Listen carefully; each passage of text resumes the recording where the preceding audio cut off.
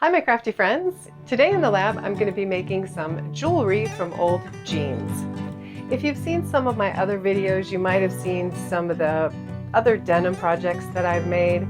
I did some notebook covers, some headbands, also made some beads from the denim, and I'm currently working on a big long denim patchwork trench coat. So that's left me with a lot of small pieces of the denim jeans. And one of the pieces that I've never used until today is the zipper. So come on into the lab and let's make some fun junk jewelry from some old jeans. So this is my original design. It just uses two zippers, but you could certainly add or subtract strands of zippers to make bigger or smaller pieces of jewelry. So what's fun about this is you can wear the zippers zipped, you can wear them half zipped, and you can wear them unzipped. And you can make these bracelets with other parts of the denim. For example, this is the exact same procedure with a little bit bigger crimp ends, and I've just used hem pieces and seam pieces of the denim. So to repeat this bracelet design, I've got two zippers here in the fly of the jeans. And you need a nice pair of scissors. I prefer this Ginger brand, but you can use Singer or any of your nice sharp sewing scissors. And you're just going to cut right along the zipper tape as close to the teeth as you can get.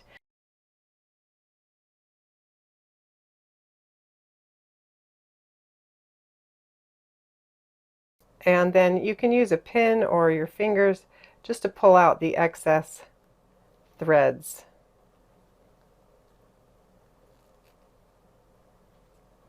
So I've got my zipper tape all cleaned up here and I'm ready for the next step. But before we move on, I just want to mention that you can do several different designs with just these two zippers. This one's going to be a little bit different anyway because I have a silver teeth and a silver pull tab and a little lighter blue. But you could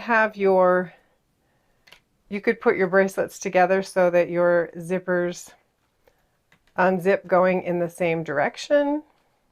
You could do sort of a crisscross finish on them and either have them going the same direction or opposite directions.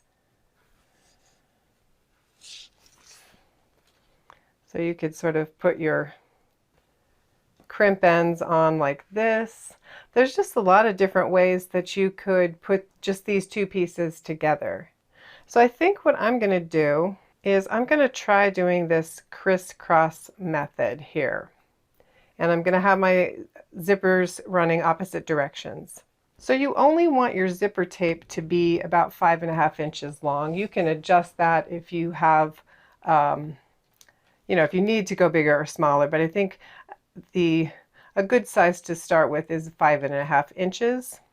So I'm just going to start at one of my ends here, and you'll notice that on these two zippers I was able to save the zipper stop on one of them and not on the other. If you do end up cutting off the zipper stop, just be careful not to pull your zipper pull off of the zipper. We are going to cut this off eventually anyway because it's a little too big for the crimp ends that I'm using. I'm using 13 millimeter and they don't quite go over the this metal piece. The crimp ends also don't work very well grabbing a hold of the teeth. So in order to make them grip, I'm going to be using some matching thread to my zipper tape. And because I'm going to cross these ends, I'm going to just kind of crisscross them right at the end here. And I want them to be flat when they go into the crimp end. So it doesn't actually really matter where they crisscross at this point, but they are crossed. And then I'm going to take a little bit of E6000 glue and just put it on the ends of my zipper tape. And then I'm going to take some of my darker colored thread or my matching thread here, and I want to leave myself a fairly long tail. I might have to push these two back together. And then I'm going to hold the thread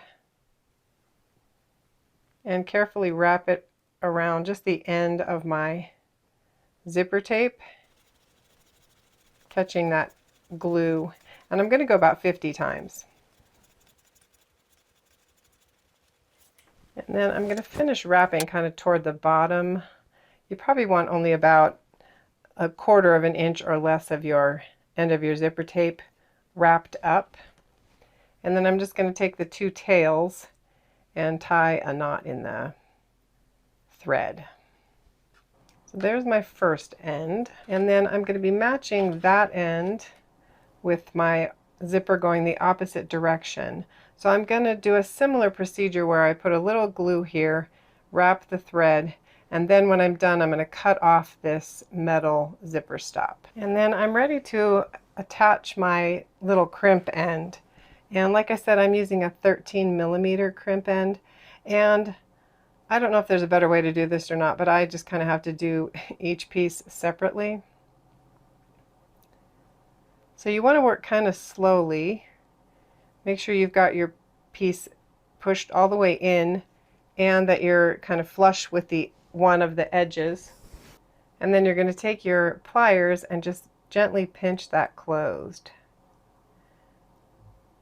Now, you don't want to pinch it super tight in the beginning, but hopefully it's tight enough to hold your piece, and then you can put your other end in and just kind of tuck in those excess threads, or you can cut them off at the end, but you don't want your zipper tape sticking out the ends of your crimp here. And then I'm just going to tighten that up. And once I've got everything solidly together, I can go ahead and make sure that this crimp clamp is really solidly closed. And then I'll go ahead and cut my zipper tape to 5.5 inches and repeat my E6000 glue and thread treatment to the ends of my zipper tape and add a second 13mm end clamp. To finish off the bracelet, I have a little toggle closure, 3 5mm jump rings, and a little piece of chain with 4 links in it. And if you're using a different closure, you may not need the chain. You might want to make your zipper tape a little bit longer. You can kind of make your own adjustments, but this is a good length for me. And since I'm using these little toggle closures, I'm going to use my needle nose pliers to attach the ring portion of the toggle closure to one end of my bracelet. And I'm just twisting the jump rings open and twisting them back closed. And then for the other end, I need to attach the bar part of my closure to the chain, and then I'll attach the chain to the other end of my bracelet using the last jump ring. And there's the finished bracelet. So you could also make these bracelets without the zipper pulls on there, and then you would just have the zipper chain, and there's probably a lot of different ways you could configure that as well. And if you do that, you will have some zipper pulls that you can just make really quick, cute little earrings out of. So I'm just using a regular earring hook and a 10mm jump ring, and my 2 pairs of pliers to hook these 2 pieces together. And just like that, you have a quick pair of earrings to match your bracelet. And just because I had some short pieces of zipper once I trimmed off my bracelets, I decided to try to use these smaller pieces as well to make some earrings. And for this design, I'm just using the end piece that I have left, which is about 3 inches long. And I'm going to start with some 1/2 inch glue dots. So I have my little glue dot, and I've left it on the paper. And I'm going to go ahead and try to just roll this zipper tape into the smallest coil that I can. It's going to still have a hole in the center, but I want that to be as small as possible. And then I'm just going to use this glue dot to help me hold the zipper tape in place. And I'm going to go ahead and just keep coiling.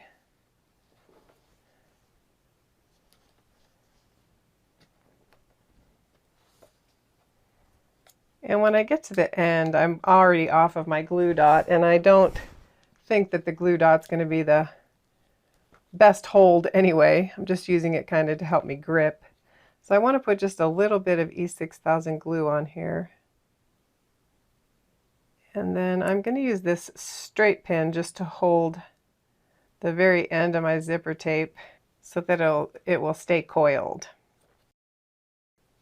And I found these little metal beads in my bead stash, so I'm just going to place one in the center, and then I'll let my E6000 glue dry.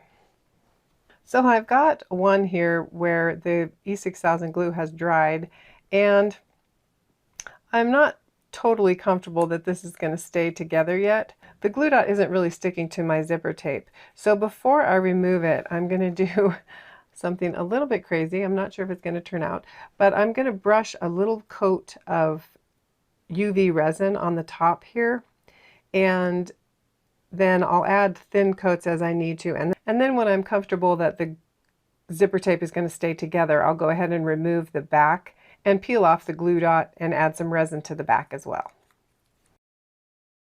So I've got my pieces coated with resin now, and I'm just going to go back to my E6000 glue and attach them to some little jewelry bales, and then I can add my earring hooks and I'll have another pair of earrings. So this next earring just came about because I had a little scrap of about 2 inches of zipper tape left, and what I'm going to do is fold it in half. And then I have about a 4-inch piece of 24 gauge wire, and I'm just going to lay the wire into those top 2 teeth so it kind of catches. And then I want to wrap the wire, keeping it tight so that it doesn't jump out of those 2 teeth. And once I've got it secured, I'm going to take one of my wires and just kind of take it up to the top. And then I'm going to take my other wire and wrap it around a couple more times just to secure this a little bit better.